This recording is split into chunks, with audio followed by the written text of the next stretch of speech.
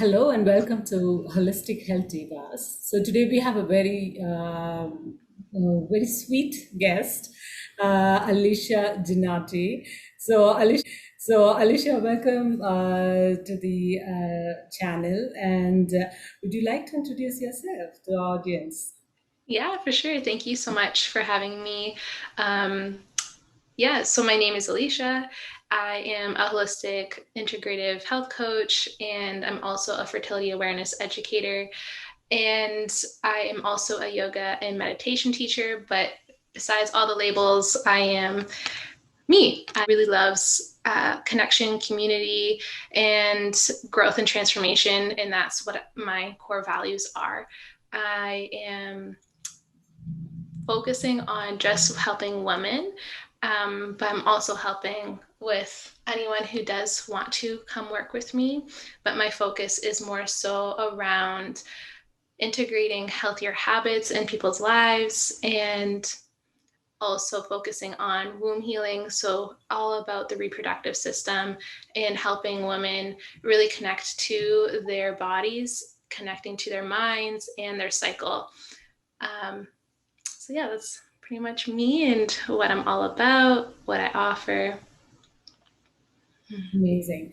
So Alicia is also a yoga teacher, and she also focuses on mindfulness.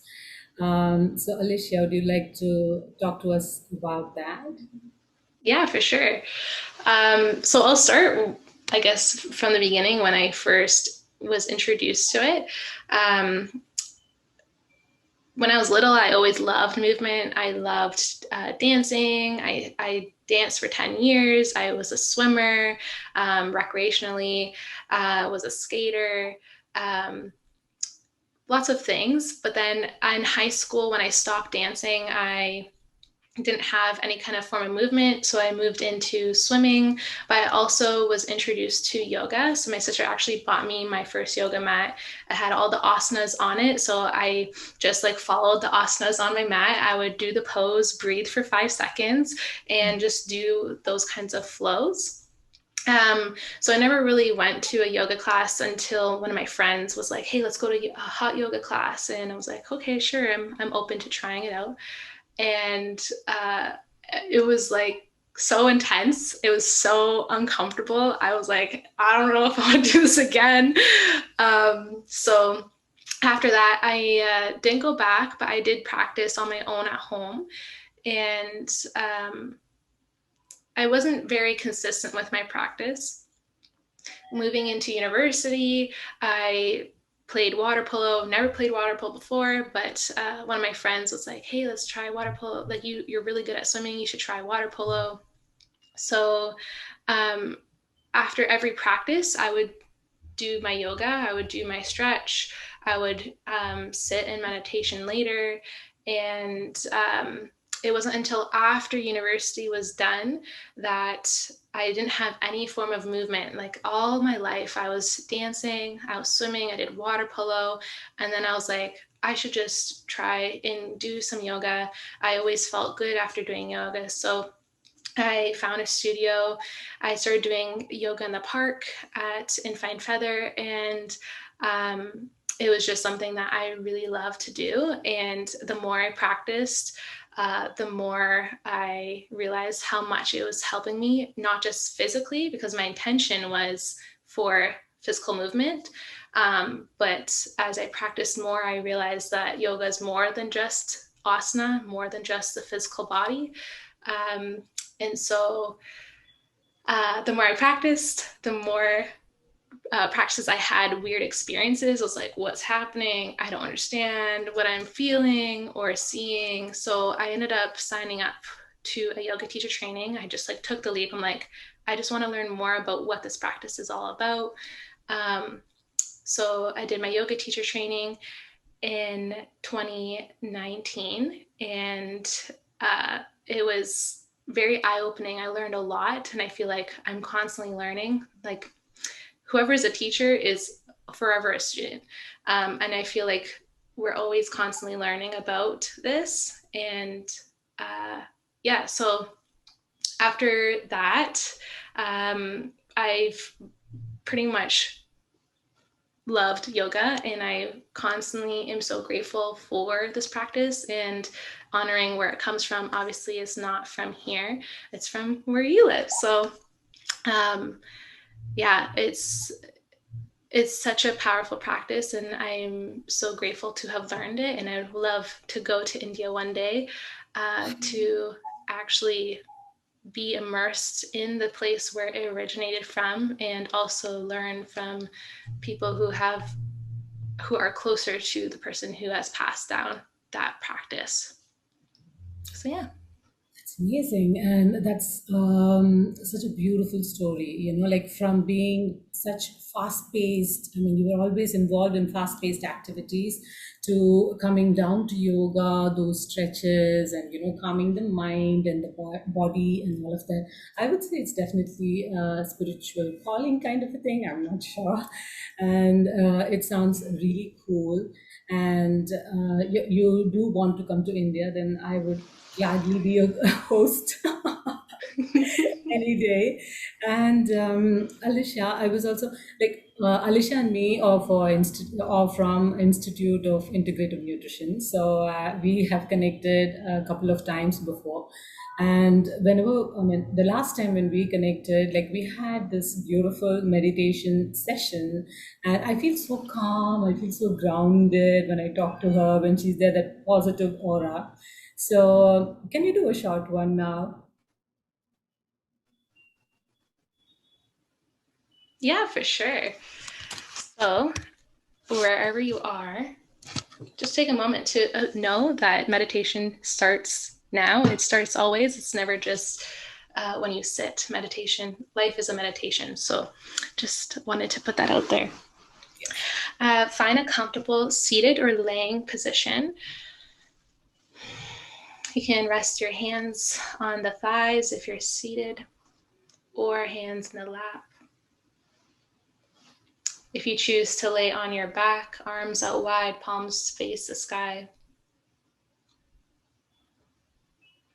You can have a focus point on the ground, or if it feels comfortable, you can gently close the eyes. Lengthen the spine, crown of the head reaches up, tailbone reaches down.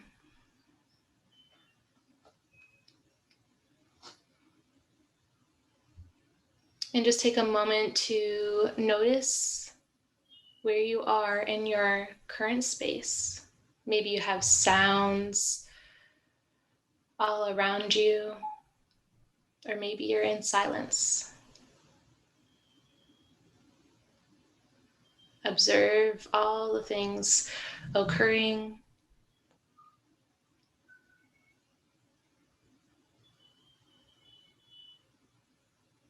Can you find stillness and peace with movement around you?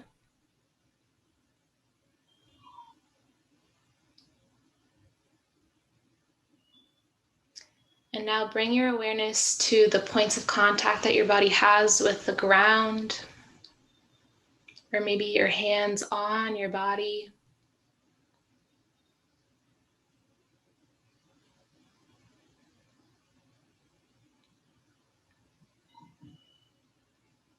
Feel your body supported in this space, in this now moment.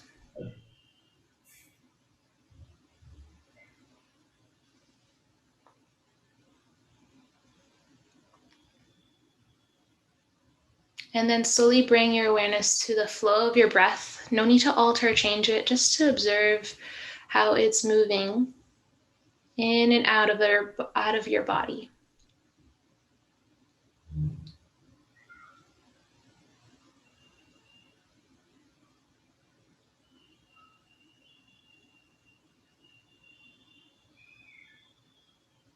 Is it shallow?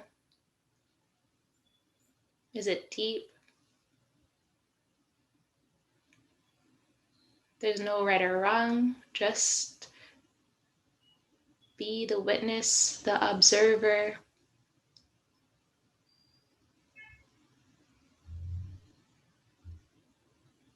And together we'll take a deep breath in through the nose for a count of 3.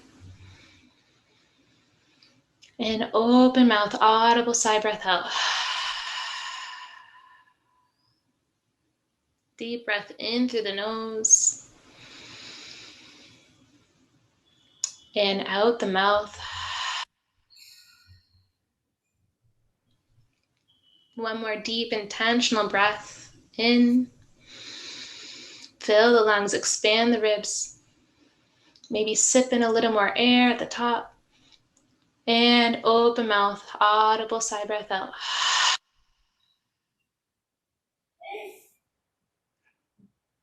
Slowly allow the breath to go back to its natural rhythm.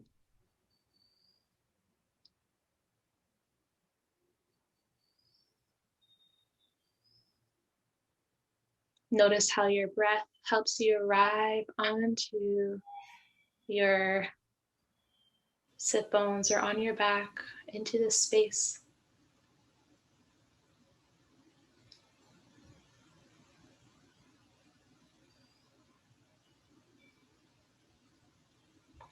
Slowly rub your hands along the thighs. Gently open the eyes, come back into this space. Maybe take a moment to bring in all the senses with the eyes, what you can see in your space. Look around, maybe list the colors in your head or objects. And then bring your awareness to your ears, the sounds around you. And then bring your awareness to your nose. Do you smell anything?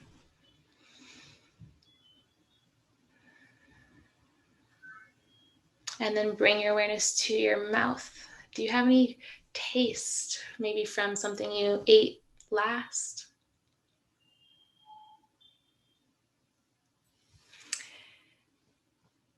And the hands, rubbing the hands together. And then placing your hands over your heart. And feeling your heart beat against your hands.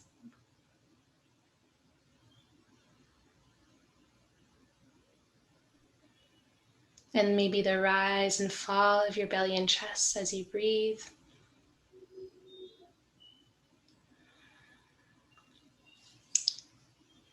Thank you so much for letting me guide you through that. Thank you. Namaste. Namaste. Thank you. That felt so good. Meditation and Alicia. It's so simple. It's those. It could be so quick to just drop in and to tune into your body, your breath. It's a great practice to constantly do. So if you ever do come into a space or an experience or an event where you are thrown out of balance and you're going into a space of reaction instead of responding, you can use your breath, use your body, use the space around you, bringing all the senses to come back into alignment. I feel so calm and so grounded and nice. I feel my body is light, Mm-hmm. body and my mind. Thank you for that. You're so That's so welcome. good. Okay, so you do yoga in the park. That's like, it's beautiful to do yoga in the park. Yeah, in the midst of nature. It's fantastic. Okay, It's so so different to do yoga outside of like the indoor space, right? To bring in all the elements, to experience all the things around you, and to see the trees, the leaves, the sun, feel the air, maybe the water if you're near water, like you are. ah, I was just imagining everything as you said. I'm like, wow, I was in a different place. It's beautiful. Okay, so Alicia is a health coach and she focuses on women's health, like she mentioned earlier. Now, Alicia, like women's focusing on women's health, I mean, it's a very vast subject. So, could you please tell us, like, what exactly do you focus when it comes to women's health? Mhm. It is a very large area. I feel like women's health, there's just so many different avenues that somebody can go through.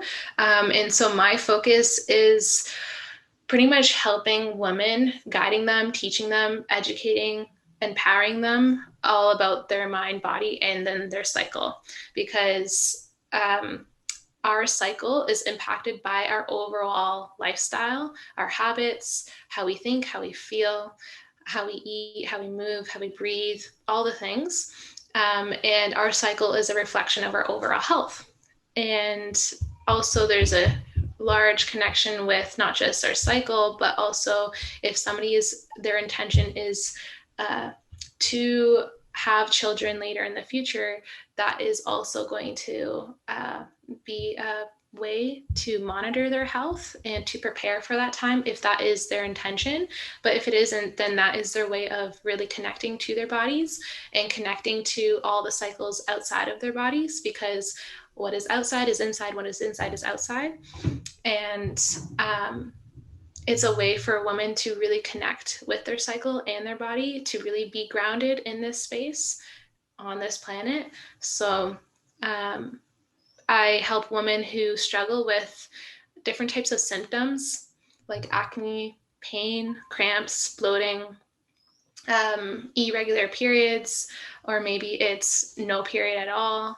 Um, or people who just feel really disconnected from their bodies, are using different types of medication, want to go through the natural route for holistic healing. Amazing. So, there is also this, how does one start taking care of their health, like women especially, like, everything is connected. That's what you said. And at what stage does one start taking care of their health? I mean, do we have to, obviously, we shouldn't be waiting for some symptoms and, like, and then someone tells you that, oh, there is some imbalance in your health. Rather, what do you think is the right time in one's life that when you Mm, start it when everything is good, when all is well? right. That's such a good question, because it's like we, I don't want to say everyone, but majority of people usually wait till there's some kind of problem to then, oh, I need to focus on my health. Whereas we may want to shift to, oh, we should really focus on supporting and loving and appreciating and taking care of our bodies all the time, so we don't get to that place. Um, and I like, just to think about my own journey, it all started with the things in my space. So it started with the products that I was using and understanding what's inside my products and how that impacts my body, whether it's being put on my skin or being put into my body, and how that impacts my overall health. So I think that's like my biggest first step that I would share with people, is really just look around what you have in your space, take an evaluation, an observation of like, okay, what products am I using on my skin? Maybe it's your shampoo, your toothpaste, your soap, hand soap, body soap, dish soap. What kind of things do I put in my air, whether it's candles, air fresheners, um, Oils. what? I said oils, essential oils. Essential oils, yeah, different types of essential oils. If they put chemicals in their essential oils, um, well, it could be even the different types of products that you use to store your food. So, highly recommend looking into plastic containers and how that impacts your health, and switching over to glass containers. Then going back to food, what you take internally. Um, so, hopefully, there's some form of way that you can purchase organic or local food. Um, as well as looking at the types of food that you eat, whether it's processed or whole foods. I forgot makeup. Makeup is a huge thing. I don't wear makeup, so it's like over my head now. But what type of makeup you put onto your skin and how that impacts your overall health. That's like probably the biggest step that someone can take. And that was like my first step of really eliminating all the toxins that are being toxic or that are toxic to my body. And then shifting to the cycle. So types of products you use for your cycle. Pads and tampons usually are heavily, they have lots of chemicals in them. So that's another area that somebody can do their own research. And why I keep saying like to look at that yourself, because I think it's more empowering. Instead of me telling you what to do, it's I'm providing you this insight, and you can take that action if you are ready and you feel called, because I realize that people have to be ready to take that step, and you can't force people to change. They have to be willing and wanting and committed to change. And I'm always about empowering others to do their own research and to always question everything, even me. So yeah, thinking about the products that they use for their cycle, maybe switching to reusable pads or natural tampons, and possibly a menstrual cup if that's what they feel called to do, or maybe reusable underwear. So there's underwears now that have like the lining of the pad, so it's just like a reusable underwear that they can use. But also there's certain companies that use chemicals with those, so be cautious and aware through those types of purchases. So yeah, I think that's like the first step is observing your space and what things you put on and in the body and how that impacts your health. And then after you've eliminated all those things, then you can slowly start to integrate other more mindful practices that can help with the mental and emotional body once all those other things that are stimulating those parts of your body that may be causing that imbalance, once those are eliminated, then you can bring in something else. But people can always start with the mindfulness practices. But I also feel if a person does not eliminate and release these other things, they may not find that balance. Does that make sense? Yeah, it does. It totally makes sense because, like what you said, it's a very simple step to just watch your environment, create self-awareness of like what's going into your body, what's going on your body. And I think it's something really, really essential and very simple that anyone could do. And, just take a survey of your home, of the things that you purchase. I always say that, read your labels, see like what are the ingredients and all of that. Like sometimes we just pick up stuffs because it smells good. So don't stop there. Just go dive deep in, take some time out for, like to know what's around you. And the next step is to go dive deep in. Perhaps you could do it yourself or with the assistance of, like health coaches like Alicia. Mm-hmm. Right, right. Yes. Exactly. And how is health coaching applied to different bodies, Alicia? Right. So, as you have learned, as we've learned in school, um, health is not just the food that we eat on our plate, it's everything off of our plate as well. So, our primary food is actually things that are off our plate, such as our career, if we feel fulfilled in our career, our finances, how that impact our health, and our types of movement, our connection to joy, something bigger than ourselves, so some kind of spiritual practice.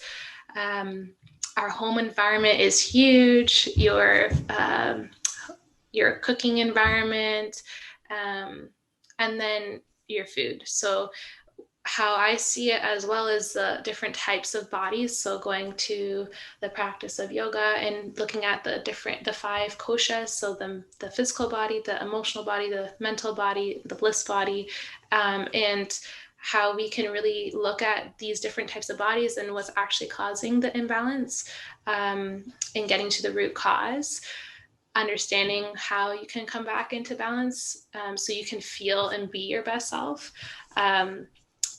So it's more than just food, as you know, it's everything. Absolutely.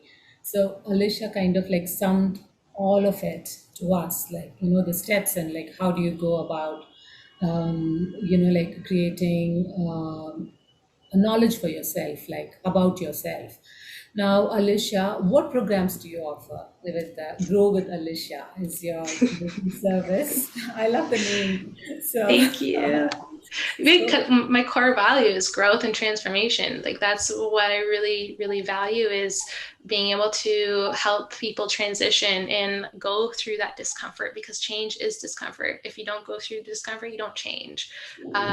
So yeah, I love the name. And it's also because I also want people to know that we're all on a journey. We're on different paths, and we're all growing together. No one's better than the other. We're all just doing our best and working towards feeling and being our best selves, right? So the offers I have to offer to people is one-on-one coaching for overall health. So that's health coaching in general. And I also do fertility awareness education. So I teach symptohormonal, but I also bring in symptothermal. So fertility awareness method is like the umbrella term, and I offer two types. And I also offer one-on-one as well as group yoga and meditation classes. And I'm slowly transitioning into offering my abdominal massage. So I'm currently taking a course to learn how to do that, to help people with. could you tell us about your social media services? Like, where are you present on social media? And if someone had to contact you, like, where can they contact you? There's always this opportunity that someone can leave a message on the YouTube, like session of yours, and I can inform you. But otherwise, like, if they're going to directly be approaching you, what are your social media handles? Yeah, for sure. So you can look on Instagram, Grow with Alicia. I'm in the process, I'm almost done building my website. You can go to growwithalicia.com. And you can also contact me through email at it's contactgrowwithalicia@gmail.com. And if you have any questions about health, cycles, wellness, mindfulness, anything at all, feel free to reach out. And if you are interested in anything that I talked about, I really hope that you do reach out, because reaching out is like the biggest step. It's that courage, that strength to realize that I am ready to make a change and I would like guidance and support, because doing this alone is definitely challenging and you don't have to do it alone. So, Alicia, it was such a pleasure to have you on today's session, and I'm so happy because, like, like, she's a very dear friend, Alicia, and to have you and and get you to talk to our audience, and I mean, she's a great person to work with. So definitely do keep in touch, watch the full video, and experience the meditation that we did together, from your personal space, from the comfortable space that you have at your home or in your office. It really feels amazing. So thank you, Alicia, for joining us today. It was such a pleasure to have you. Thank you, thank you, thank you. Thank you for doing all that you do and for having me here in this space. And don't forget to subscribe to our channel and like our videos. Thank you.